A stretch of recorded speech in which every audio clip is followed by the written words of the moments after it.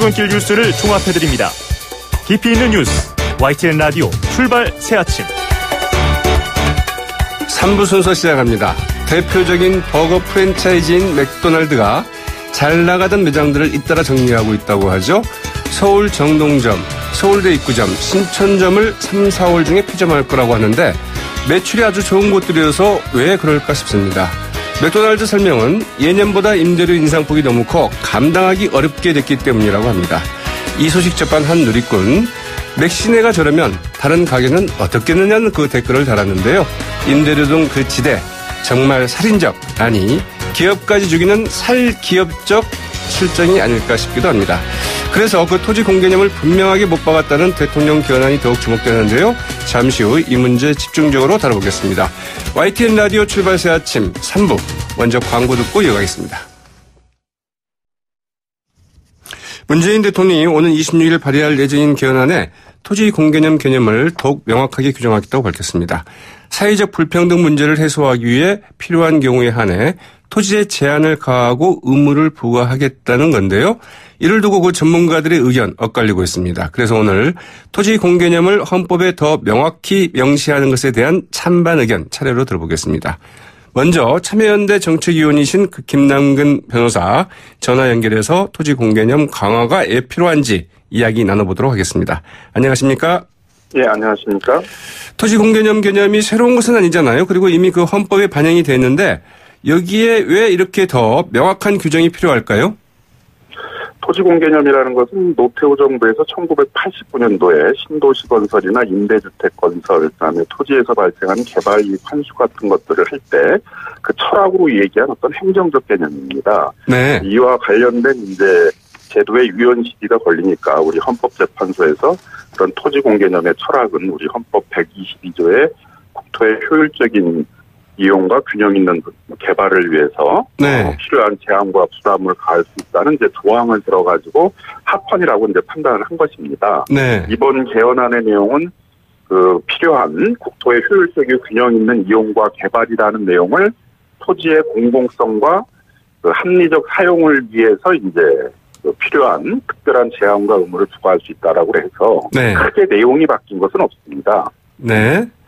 다만 이제 특별한 제한과 의무를 부과할 수 있다는 부분이 이제 추가가 된 것이고요. 네. 그다음에 효율적이고 균형 있는 개발이라는 표현이 공공성과 합리적 사용이다라는 것으로 이제 좀 바뀐 것뿐입니다. 네.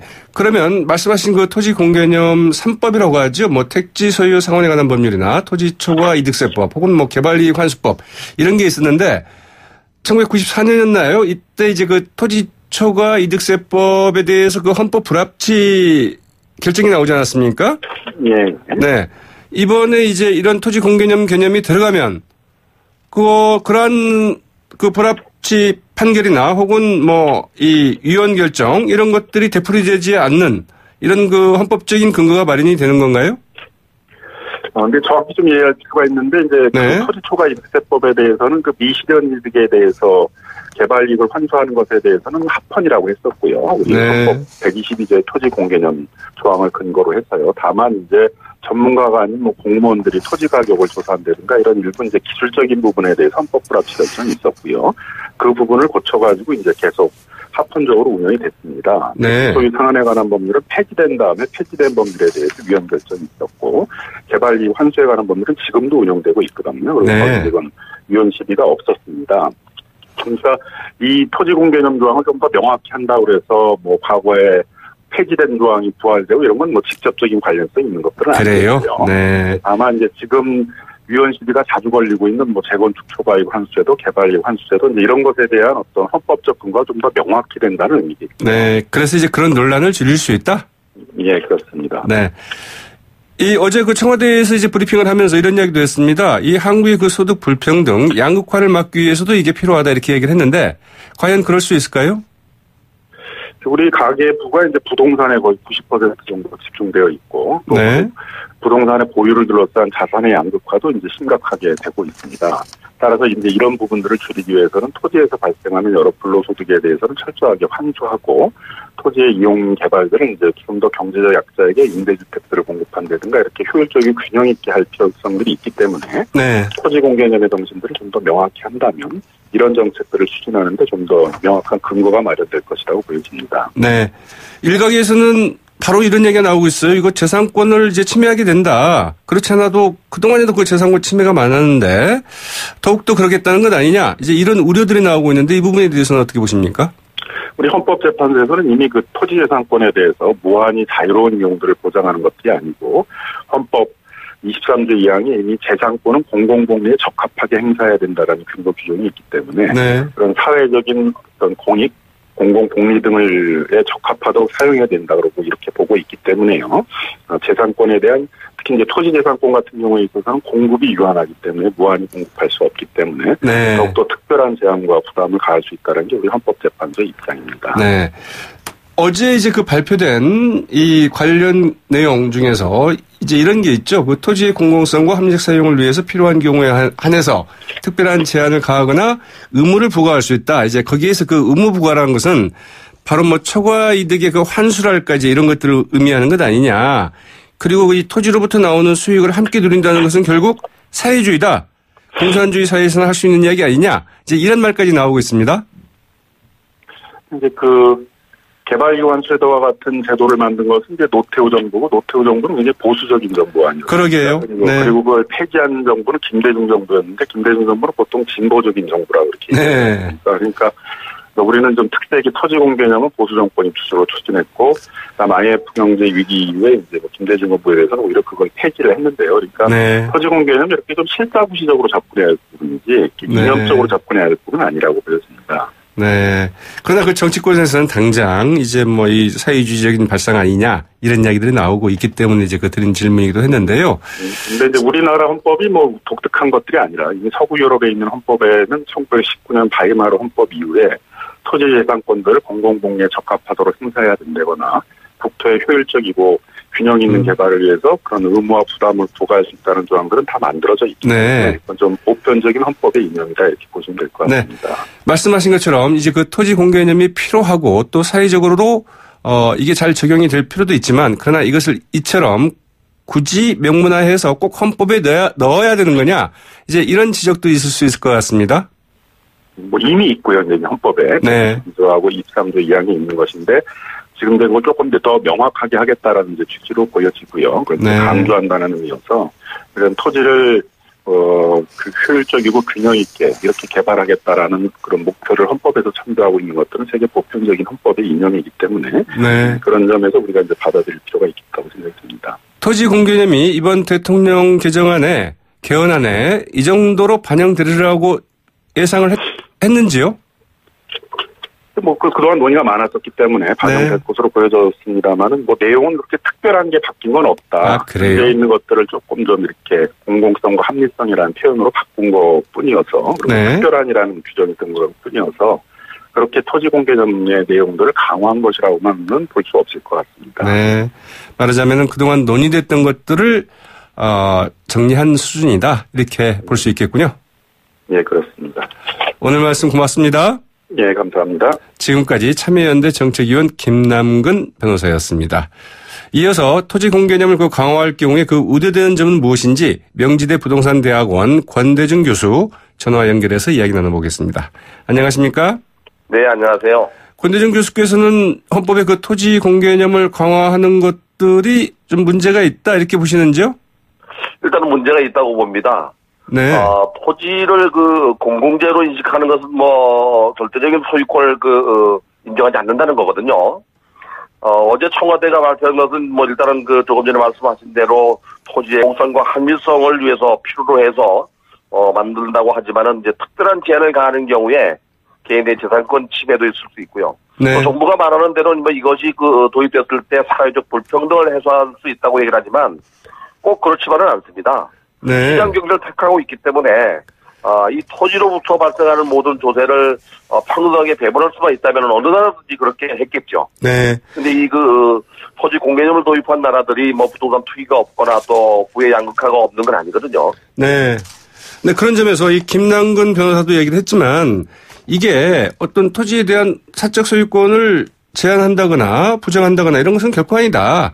다만 토지의 공공성을 헌법적 그 공공성에 대한 헌법적 근거, 헌법적 규정을 두는 것뿐이다. 이렇게 이야기를 하고 있거든요. 그래서 나머지 이제 구체적인 내용은 이제 법률로 하기 때문에 그때 네. 법률을 제정할 때 논란이 될 수 있는 사안이지 헌법의 토지 공공성을 규정하는 것 자체를 가지고 문제를 꼭 삼아야 되느냐. 이제 이런 얘기 같아요. 그런데 이제 헌법 조항에 토지 공개념 을 도입한다는 그 말 한마디가 네. 여러 가지 법률을 만들 수가 있습니다.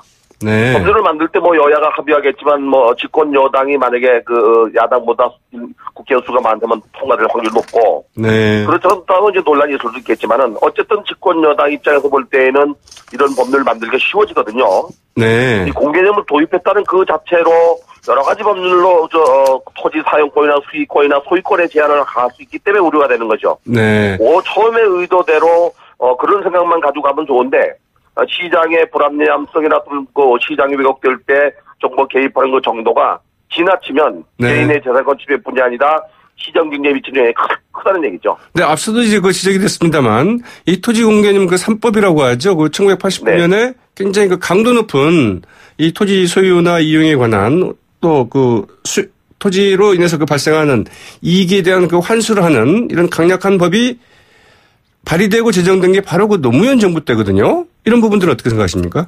노무현 정부가 아니고요. 아니, 죄송합니다. 노태우 정부 때입니다. 네, 네. 노태우 정부 당시에 네. 토지 공개념 3법이 그 제정됐었습니다. 그렇죠. 토지 초과이득 때 타기 소유 관한 법률, 네. 개발이 관련한 법률 중에서 이제 헌법 불일치 또는 헌법 불합치로 위헌 판결을 받았던 이유 중에 하나가 헌법 조항에 공개념이 없기 때문에 이제 받았던 거거든요. 네. 그리고 이제 개발이 관련한 법률 일부가 이제 그 합헌해서 그로 인해서 만들어진 법률이 재건축 초과이득 환수제입니다. 네. 근데 이게 만약에 이제 공개념이 도입되게 되면 이 세 가지 법률이 다시 정상적으로 살아날 수가 있죠. 네. 네. 자, 이 부분을 두고 사회주의식 개헌이다. 이런 얘기까지 나오고 있는데 어떻게 생각하십니까? 방향성은 그렇다 하더라도 뭐 사회주의 계획, 뭐 계획 경제로 간다고 볼 수는 없고요. 왜냐하면 네. 뭐 소유권을 다 뺏는 건 아니고 네. 개인의 소유권을 인정하되 소유권의 사용수익 처분에 제한을 가하면서 공공성과 사회성을 강화하겠다는 얘기거든요. 네. 하지만 이게 이제 지나치면 계획 경제로 가기 때문에 문제죠. 네. 뭐 공산주의로 가는 거, 뭐 사회주의로 가는 거 이건 아닙니다. 내가 볼 때는. 네. 네. 그래서 그렇다고 하신다면 어떻습니까? 이 개헌안에 어느 정도 수준으로 반영이 돼야 될까요? 제가 볼 때는 지금 현재 이 그 토지 공개념을 도입하지 않아도 네. 이미 그 헌법 122조에는 국가는 국민의 그 상산 및 생활의 기반이 되는 국토의 효율적 이용이나 네. 규정이 있는 개발 이용 보존을 위해서 법률로 규정하고 있습니다. 네. 그런 경우에는 개인의 재산이라 하더라도 제한과 의무를 과할 수 있게 해놨기 때문에 토지 수용 제도가 있는 거거든요. 네. 뿐이 아니라 이제 그거로 인해서 파생되는 뭐 토지거래 허가 제도라든지 또는 주택에 대한 뭐 신고 제도처럼 주택에 대한 내용 규제 사항이라든지 이것도 어떻게 보면은 토지 공개념과 뭐 일맥상통하는 그 규제들이거든요. 네. 꼭 이렇게 넣지 않아도 정책을 잘 살리고 또 지역비를 잘 안배하면 충분히 그런 효과를 낼 수 있는데도 불구하고 헌법에 명시한다는 것은 좀 뭐 우려스럽지 않을 수가 없죠. 네. 근데 굳이 토지 공개념과 관련해서 뭐 추가적인 명시적인 규정이 필요 없다. 이제 이런 얘기시군요. 네네. 네. 그러나 이제 이 종합부동산세법 관련해서 여러 가지 이제 위헌 논란이 있지 않았습니까? 이제 이런 네. 그 논란이 많다 보니까 이 소모적인 이런 논란을 줄이기 위해서라도 토지 공개념과 관련된 일정 정도의 명문화는 필요하지 않겠는가? 이제 이런 이야기도 있습니다. 우선 그 조세와 관련된 건 저희 나라는 이제 누진 과세를 택하고 있고요. 네. 종합부동산 때도 이제 일반적으로는 재산세를 공제한 나머지 부분에 대해서 과세하기 때문에 이제 논란이 좀 없습니다. 네. 물론 이제 그 부의 평등을 위해서도 이거 많이 그 보유하고 있는 사람들에게는 그만큼 사회적 소임을 다할 수 있도록 조세를 부과하는 건 좋은 일인데. 네. 이번에 민주당에서도 아마 곧 지방선거가 있기 전후나 또는 이번 그 헌법 개정 이후에 부동산 보유세를 인상할 걸로 알고 있는데요. 네. 이 세금을 내는 거에 대해서 뭐 그 조세 반발이 있을 수 있지만은 정당성만 있다면 얼마든지 부과할 수 있거든요. 이것도. 네. 그것이 꼭 부의 평등을 깊게 할 수 있는 근거가 되고 꼭 그렇게 된다면은 문제가 없는데 꼭 그것만 가지고 해결되는 사항은 아니거든요. 네. 자, 그렇다면 어떤 방식으로 만약 헌법에 더 이상의 그 토지 공개념의 그 개념이나 혹은 그런 필요한 규정을 하지 않는다고 한다면 이 권대중 교수께서 생각하시기에는 이 법률적으로 모든 게 가능하다? 그렇지 않다 하더라도? 지금 현재 뭐 헌법 23조에 개인의 재산권도 보장되어 있고 또 생활권도 헌법 17조에 보장되어 있고 네. 또 122조에 이렇게 개인의 재산권을 침해하거나 또는 뭐 규제해서 공공성을 대두시켜서 정부가 사업을 할 수 있다 그러면 그걸 잘 활용해도 충분한데 명문화시킨다 그러면 처음에 의도와 달리 나중에 좀 더 규제가 강도가 강해지거나 또는 지나쳐버리면 시장 경제를 해칠 수 있다는 문제입니다. 오히려 그 토지 공개념을 도입하는 게 그 시장 경제 그 실패를 보완하거나 혹은 시장할 수 있다 이런 지역도 많습니다. 그렇죠.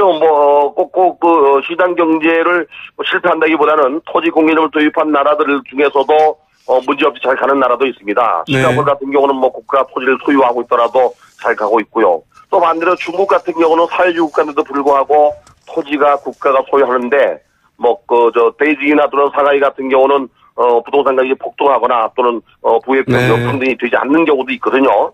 그래서 꼭 이렇게 토지 공개념을 도입했다고 해서 평등을 만들 수 있다는 것은 불가능하다고 봅니다, 저는. 네, 여러 가지 정책의 문제가 있을 수 있다. 이제 이런 이야기시죠? 네.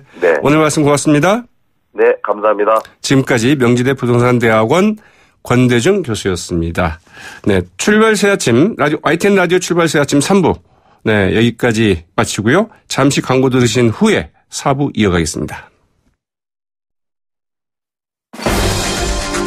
날카로운 분석, 매일을 보는 시선. YTN 라디오 출발 새 아침. YTN 라디오 출발 새 아침 4부 순서 시작할 텐데요. 먼저 광고 듣고 오겠습니다.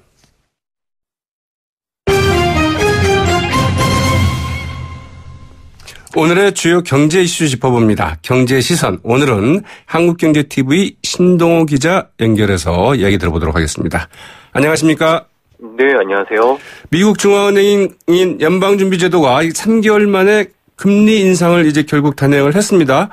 이에 따라서 미국의 기준금리가 우리를 이제 한국의 금리를 역전하게 됐죠?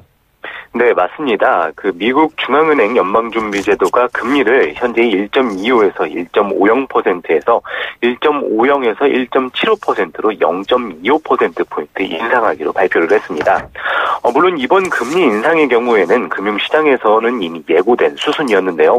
하지만 지난달에 취임한 파월 의장으로서는 FOMC 데뷔전이라는 데 의미가 있었습니다. 전임 의장이었죠. 제닛 옐런 의장이 통화 긴축에 시동을 걸었다면요. 이번 파월 의장은 긴축 행보가 가속하는 시점에 무대에 올랐다는 상징적인 첫 회의를 보여준 셈입니다. 또 이번 금리 결정의 또 한 가지 중요한 점을 꼽자면요. 이번을 기점으로 미국의 정책 금리가 한국은행의 기준금리를 웃돌게 됐다는 것입니다. 이번에 이제 한미 간 정책 금리가 역전된 것은 10년 7개월 만에 처음이라고 볼 수 있겠는데요. 우리 금리가 연 1.5%죠? 네, 맞습니다. 그렇게 되면서 이제 이번까지 모두 6차례 기준금리 인상을 단행했는데요. 이거는 과거부터 살펴보면은 지난 2008년 제로금리 시대에 마침표를 찍으면서 그 이후에 이제 계속 이어지면서 6차례 기준금리 인상을 단행했다고 볼 수가 있겠습니다. 특히 연준은요, 올해 3차례 또 내년 3차례 각각 정책금리를 인상한다는 방침을 내놓고 있는데요. 당연히 이렇게 됨으로써 한국은행으로서는 기준금리 운용에 적잖은 부담이 되지 않겠느냐, 이러한 관측도 나오고 있는 상황입니다. 금리가 역전이 되면 당연히 이제 우리나라에 투자했던 외국의 자본들이 빠져나가지 않겠는가, 이런 우려부터 하게 되잖아요. 네, 맞습니다. 이른바 로또 아파트라 불린 서울 강남구 개포 8단지 재건축, DH자이 개포 1순위 청약에 무려 3만 명이 넘게 몰렸다고 하죠? 네, 맞습니다. 아마 지난주에 가장 주목을 받았던 거라고 볼 수 있겠는데요. 네. 그 DH자의 개포의 1순위 청약 결과 1,245가구 모집에 약 한 3만여 명이 넘게 청약을 하면서요. 평균 25대 1의 경쟁률로 전주택형이 1순위가 마감이 됐습니다. 네. 높은 시세 차익이 예상이 되면서 당초에는 한 10만 명 정도가 청약을 하지 않겠느냐 이런 이야기까지 나왔었는데요. 이 아파트가 이제 정부의 위장 전입이라든지 자금 출처 등 강도 높은 조사를 예고를 하면서 실제 청약자는 예상보다 적었다는 평가가 나오고 있습니다. 네. 하지만은요, 지난해 파리 부동산 대책이 나오고 또 이후에 이제 1순위 청약 자격이 크게 강화가 됐고요. 또 이번 아파트의 경우 그 중도금 대출이 막혀서 7억 그렇죠. 원 이상의 자금을 스스로 조달을 해야만 한다. 또 일반 공급 물량이 워낙 많았던 점을 감안을 하면은요, 이번 경쟁률이 결코 낮지 않은 경쟁률이라는 평가도 있습니다. 네. DH자의 개포를 살펴보면은 아까 평균 25대 1이라고 말씀을 드렸는데, 최고 경쟁률에 간 경우에는 90대 1의 경쟁률을 기록할 만큼 높은 경쟁률을 기록하기도 했는데요. 네. 분양가만 30억 원이 넘는 그 전용 173제곱미터 타입에도 4가구 모집에 한 80명이 몰리면서 20대 1의 경쟁률을 나타내기도 했습니다. 네. 이 단지의 경우에 그 평당 평균 분양가가 약 한 4,160만 원으로 이 주변 시세보다 한 1,000만 원가량 이상 낮게 책정이 되면서 만약에 이게 당첨이 된다면은 한 5억 원에서 많게는 7억 원까지 시세 차익이 가능할 것으로 예상되면서 네, 로또다 이런 이야기군요. 그렇죠. 네. 로또 청약으로 이제 큰 관심을 끌었었는데요. 아까 앞에서도 말씀드렸다시피 다만 이제 중도금 대출이 불가능해서 적어도 한 7억 원 이상의 자금을 스스로 조달할 수 있는 사람이 청약을 해야만 한다. 네. 그런 이야기가 나와서 이게 부자들만의 잔치가 아니냐. 이런 비판도 일어났습니다. 네. 이 특별 공급 분양 물량이 있잖아요. 여기에는 20대도 꽤 있다고 그래요? 예, 맞습니다. 이게 이 특별 공급을 정말 특별하게 이제 좀 필요한 사람에게 공급을 해주기 위해서 네. 그런 제도를 만들었는데요. 이게 막상 까보니까 19살, 20살짜리도 이제 당첨이 되면서 이게 오히려 이제 그들 같은 경우에는 부모님으로부터 돈을 받아서 그러게요. 이렇게 되는 게 아니냐 이런 비판도 좀 일어나고 있는 상황입니다. 한번 자세히 살펴봐야 될 것 같아요. 네. 네, 맞습니다. 지난해 그 우리나라 그 혼인율과 그 혼인 건수가 그 최저치를 기록했다고 하죠? 네, 맞습니다. 그 통계청이 발표한 그 지난해 혼인 이혼 통계에 따르면은요, 인구 1000명당 혼인 건수를 의미하는 조혼인율이 지난해 5.2건으로 전년 대비 한 0.3건 줄었습니다. 네. 지난 2022년부터 6년 연속 감소를 하면서요, 1970년 통계 작성 이후에 최저치를 기록을 했는데요. 이 조혼인율이 1990년대 후반까지 8건 안팎을 유지를 하다가요, 2000년대 들어서는 한 6건 수준으로 떨어진 뒤에 2015년부터 한 5건대로 진입을 했는데요. 네. 지난해 혼인 건수를 살펴보면은요, 26만 한 5천 건으로, 전년 대비 한 6% 감소를 했고요. 이거는 이제 1974년 이후에 한 43년 만에 최저치다. 네. 이런 이야기가 나오고 있습니다. 네. 작년 혼인 건수가 이제 전년 대비 가장 크게 감소한 연령은 남녀 모두 이제 30대 초반으로 나타났고요. 네. 30대에서 34세 남성 혼인 건수가 이제 전년 대비 10%, 여성은 한 9% 급감을 했습니다. 네. 이 아무래도 이렇게 나타난 데에는 그 혼인 연령대 인구가 감소한 탓도 있지만은요. 최근에 이제 청년 실업률이 높아지고요. 또 집값도 오르면서 결혼에 부담을 느낀 청년이 늘었기 때문이라는 분석이 나오고 있습니다. 네. 정말 어지간하게 용기를 내지 않으면 결혼하기 힘든 시대가 된 게 아닌가 싶은데요. 참 네. 안타까운 상황입니다. 네, 맞습니다. 내년부터 그 상장사의 그 지배구조 공시가 그 대형 회사부터 단계적으로 의무화된다고 하죠? 네, 맞습니다. 그 금융위원회가 한국거래소 규정 개정을 통해서요. 오는 2019년부터 자산 총액이 2조 원 이상 코스피 상장 기업에 대해서는 이 기업 지배구조 공시 의무화를 한다고 밝혔는데요. 그간 그 기업 지배구조 공시 제도의 경우 자율적으로 운영이 돼 왔지만은요. 지난해 참여한 기업이 모두 한 70개 정도 회사로 전체 상장사의 한 10%에도 못 미치는 네. 수치가 나타났습니다. 보고서 내용도 원칙별 준수 여부가 명확하게 드러나지 않고요. 자사에 유리한 내용을 선별적으로 제공하는 경우도 다수 있었는데요. 네. 예를 들어서 그 전자투표제 도입 여부 같은 경우에는 지배구조 보고서 작성 예시로 제시돼 있지만은요, 이를 기재한 기업이 한 23개사로 나머지 기업은 관련 언급조차 없었습니다. 네. 이 금융위가 그래서 지배구조 보고서 품질을 높이기 위해서요, 반드시 포함돼야 할 10개 핵심 원칙도 같이 제시를 했는데요. 핵심 원칙을 살펴보면은요, 전자투표제 도입 여부 등을 밝힌 주주의 권리라든지 네. 이사회의장과 대표이사의 분리 등을 담은 이사회 구성 및 이사 선임 이런 내용 등을 선정을 했고요. 네. 또 공시의 실효성 확보를 위해 미공시, 허위 공시 등에 대한 공시 규정상 제재 조항 적용도 같이 추진을 하게 됩니다. 네. 부실 공시에 대한 제재 수준에 대해서는 이제 또 TF 등을 통해서 추가로 검토할 계획이라고 합니다. 네. 앞서도 제가 잠시 설명을 좀 했는데요. 이적인 버거 프랜차이즈죠. 네. 맥도날드가 잘 나가던 이 점포들을 잇따라 철수하고 있다는 소식 아니겠습니까? 네, 맞습니다. 업계에 따르면은요, 맥도날드가 3월, 4월 중에 이제 서울 정동점 또 서울대 입구점을 폐점할 예정이라고 밝혔는데요. 네. 특히 신촌과 같은 또 가장 유동인구가 많은 곳 중 한 곳으로 자리 잡은 이 신촌 맥도날드점 또한 폐점할 예정인데요. 또 최근에는 또 서울의 또 곳곳에서 사당점이라든지 또 부산에서도 폐점한 점포가 잇따라 나오고 있는 상황입니다. 네. 이 대표적인 버거 프랜차이즈 맥도날드가 폐점을 하면서 당연히 또 그 이후에 관심이 많아지고 있는 것이 사실인데요. 이 시장에서는 해당 점포가 문을 닫게 된 것이 아무래도 좀 비용상의 이제 비효율 문제 때문이라는 것인데요. 네. 특히 이제 임대료 상승이 가장 큰 요인이 됐습니다. 임대료 인상폭이 이제 예년보다 상당히 큰 편이라서 점포 네. 입장에서는 아무리 장사가 잘 되지만은요, 이를 감내할 수 없다는 입장이 나오는데요. 또 점포 한 곳당 아르바이트생을 이제 수십 명씩 고용하고 있기 때문에 네. 최저임금 인상 등도 부담 요인으로 작용한다. 이런 네. 이야기도 나오고 있는 상황입니다. 오늘 말씀 감사합니다. 네, 감사합니다. 지금까지 한국경제TV 신동호 기자였습니다.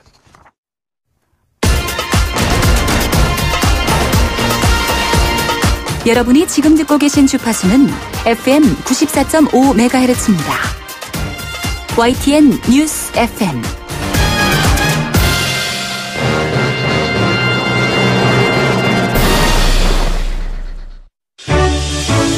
역사의 시선으로 뉴스를 읽어봅니다.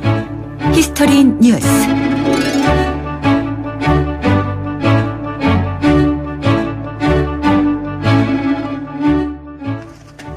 현행 헌법 전문에는 3.1운동, 4.19 혁명 두 가지 역사적인 사건이 명시되어 있죠. 여기에 청와대는 문재인 대통령의 개헌안에 부마 항쟁과 5.18 민주화운동, 60항쟁을 추가하겠다고 밝혔습니다. 그래서 오늘은 대한민국 형성에 있어서 역사적인 세 가지 사건들을 돌이켜보는 시간 가져보겠습니다. 네. 출발새 아침에 전속 역사학자이시죠? 역사학자 전우영 박사님 스튜디오에 나와 계십니다. 안녕하십니까? 네, 안녕하세요. 네. 저희가 아직 전속에 대한 대우를 확정을 보냈습니다만, 저희 제작진에서 열심히 고민하고 있는 걸로 알고 있는데요. 네. 계속 전속으로 가도록 하겠습니다.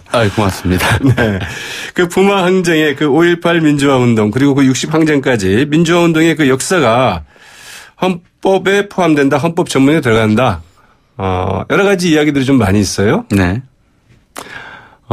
재헌헌법 제정 당시에도 헌법에 전문을 넣을 것인가 말 것인가를 좀 고민을 했었습니다. 전문 자체를 넣을 것이냐. 네. 이제 굉장히 좀 우리가 어려운 역사를 겪어왔잖아요. 그렇죠. 그러니까 반만년 유구한 역사를 지켜오다가 일제 식민통치 36년 시기를 이제 거쳤습니다. 네. 그러니까 우리가 신생 독립국도 아니고 그렇다고 과거 독립 이전의 나라로 되돌아가는 것도 아니고. 네. 새로 이제 이 국가가 뭐냐. 역사적으로 유구한 국가인데 새로 헌법을 제정한다고 하는 것이 상당히 좀 이율배반적이거나 모순적으로 느껴지는 상황이었어요. 아, 예. 이 나라가 원래 있었던 나라인데 그 나라를 네. 또 새로 만드는 꼴이 됐잖아요. 그렇죠.